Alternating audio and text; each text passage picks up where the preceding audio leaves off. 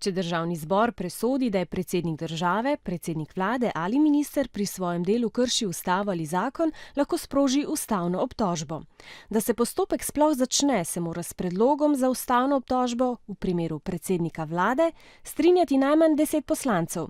Predlog pošljejo predsedniku državnega zbora. On poskrbi, da vse v državnem zboru poteka po pravilih.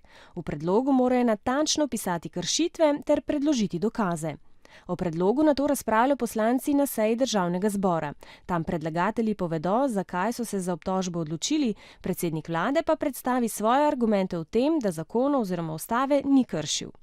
Državni zbor lahko za mnenje vpraša tudi predsednika države. Nato poslanci z glasovanjem odločajo o obtožbi. Če se več kot polovica poslancev strinja z njo, predsednik državnega zbora sklep o obtožbi pošlje predsedniku ustavnega sodišča.